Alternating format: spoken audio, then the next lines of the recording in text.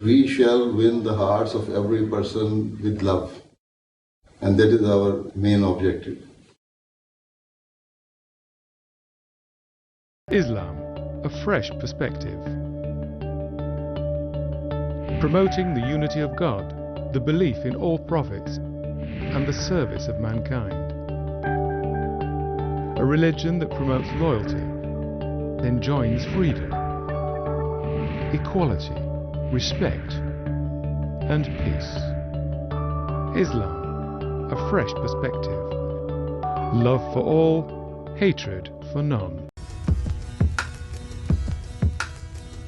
The Ahmadiyya Muslim community is a religious organization, international in its scope, with branches in over 189 countries. This is the most dynamic denomination of Islam in modern history, with worldwide membership exceeding tens of millions. A movement that preaches peace, universal brotherhood, and submission to the will of God. Ahmadi Muslims have earned the distinction and reputation of being a law-abiding and peaceful community. Within a century, the movement has reached all the corners of the earth and has been recognized and praised by the global community.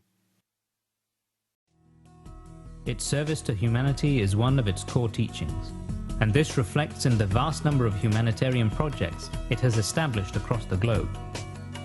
From building schools and hospitals across Africa to providing disaster relief, the Ahmadiyya community has proved to be a major contributor to the humanitarian needs of governments all over the world. The International Association of Ahmadiyya Architects and Engineers, an international body of Ahmadi professionals who, as a charity, give up their personal time and wealth and are responsible for building model villages as well as rehabilitating water pumps in some of the most remote regions, and working with other charities to build schools, training centres, installing solar-powered street lighting, and building mosques and Jamaat buildings around the world. What's going on now in eastern Burkina Faso and in Niger, where again humanity first, and you do not see this on the CNN, on the BBC, but it is humanity first who are there doing the feeding, doing the help for the people who are starving in those countries, and they have been there for weeks.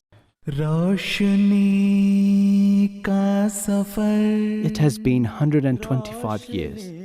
125 years of witnessing divine miracles and help of God through the prophethood of the promised Messiah ﷺ. And then a continuation of that blessing over 100 years through Khilafat. When attempts are made to tarnish the honor of Islam, the Islamic world unfortunately vents their anger through violent protests. Yet Hazrat Khalifatul Masih responds with rational discourse. 2005 में जब Denmark में हज़रत सल्लल्लाहु अलैहि वसल्लम के मुतालिक बेहुदा तस्वीर बनाई गई, तो डेनमार्क मिशन ने भी और मैंने भी खुद बात करी, इसका जवाब दिया, कानून के अंदर रहते हुए कार्रवाइयाँ भी की। तो उठो और मुसलसल कोशिश इल्ज़ामात को रद्द करने के लिए करते चले जाओ और अपने अमलों को हकीकी मुसलमान का अमल बनाओ, ना कि सिर्फ मेमोरियल भेजकर या जुलूस निकाल कर या चंद दिन शोर मचाकर फिर बैठ जाओ। That is our slogan, love for all, hatred for none. It is so simple and pure. How can we go wrong as Muslims if we adhere to such a simple ideology? As a Sikh of Guru Nanak, I find this Ahmadiyya motto so close to my heart. Love for all, hatred for none. Love for all, hatred for none. Those words from your third Khalifa are more important, more crucial, more essential today than they have ever been. And of course the Ahmadi have always practiced this peace-loving philosophy. An injunction to love all and to hate none is the avowed guiding principle of the Ahmadi life. Love for all, hatred for none is the message that we see in this mosque and from the Ahmadiyya Association. Your people have been the leaders in taking the peace movement that one step further. His Holiness Hazrat Mirza Masroor Ahmad, the present head of the community, continues in his effort to unite people from all faiths and cultures by promoting interfaith dialogue and religious freedom. He has travelled extensively to spread the message of peace and to remind everyone to respect the rights of other human beings. During these tours, His Holiness has met world leaders from the Far East to Europe, from North America to Africa, discussing the economic, social and political problems facing the world today and how to create peace and justice in the world. He has also met religious and community leaders in order to share common values and core ideals universal to all religions and cultures, with a view to improving the moral state of mankind and creating an atmosphere of love and affection.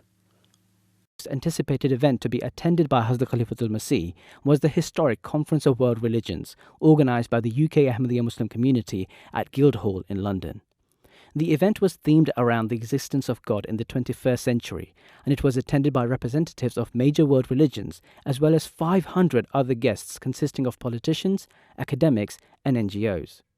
Hazur met some of the guests personally in brief meetings, many of whom addressed the congregation on their religious teachings, world peace and the existence of God. I hope and pray that we, who are the representatives of different faiths and religions, and who have gathered here today to particularly demonstrate these loving teachings, all strive towards worshipping the one God by treating His creation with justice and by fulfilling their due rights. Certainly, these are the original teachings of all religions. I thought it was fantastic. The idea that so many different religions can come together under one roof to discuss how we can enhance the faith and how we can get people to live together as one, get rid of all the problems in the world. I'd like to start by saying just how important the work of the Ahmadiyya community is. It deepens others' understanding of your own faith, and it gives a voice to those who are marginalised in their own societies. The Ahmadiyya community, the mission in Sierra Leone, really they've made a pivotal contribution to the education in our country. You just have to look around wherever you are. And I have to say, Your Holiness, that I was touched by the way in which your predecessor as spiritual leader instructed your community, the Ahmadiyya community, to befriend and look after those suffering as a result of the Bosnian conflict, and I was very impressed by that. आज दुनिया च जिस तरीके नाल ये जो कुछ 2001 च होया, जो कुछ लंदन च होया, ये चीज़ां जड़ियां हैं, इन्हां नूं दूर करन तुहाडे सानूं थोड़ी जी आशा नज़र आती है कि ये तुहाडे वर्गे लोग अगे आके ये जड़ियां दिलां दी दूरी हो गई है, उन्हें घटा सकते हैं. But there is something in the faith of the Ahmadiyya Muslim community that is striking, impressing. You teach to your followers that loyalty to your homeland is part of your faith. The Ahmadiyya Muslim community continues to preach a message of peace and tolerance, even in parts of the world that persecute them for their beliefs. But this should, ladies and gentlemen, come as a surprise to no one, to anyone who knows this community.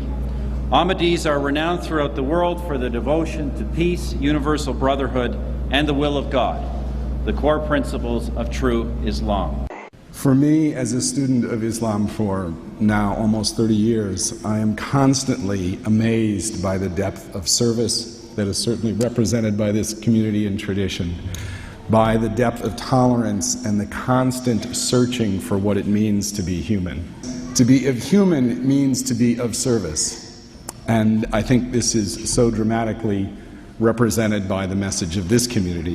I only wish that more people could be here today to see this face of Islam, to understand this community's expression of that great religion, and I hope that for the future you will be recognized as the face of Islam, of love, of tolerance, of brotherhood and friendship the work that you do in the community contributes every day towards that.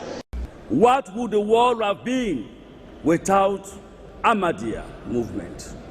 As far as Islam is concerned, it would have left a big gap, a vacuum incalculable for us to even suggest as to the type of impact it would mean on society. At a time when so many voices despair and blame each other for the upsurge of global violence and discontent, Hazrat Mirza Masroor Ahmad is the lone voice bringing God and his message to every corner of the world.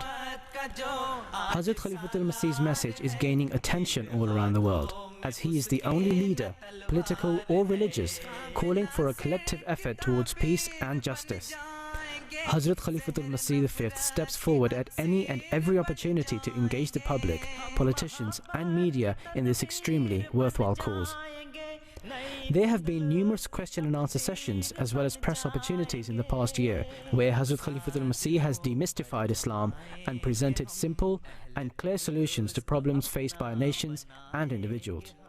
To his countless activities during the year, as we rewind and provide you with just a small glimpse into just some of the activities of Hazrat Khalifatul Masih. The EU Parliament granted a special invitation to His Holiness to discuss the role the Ahmadiyya Muslim community plays across its varying nations and the propagation of peace in today's society.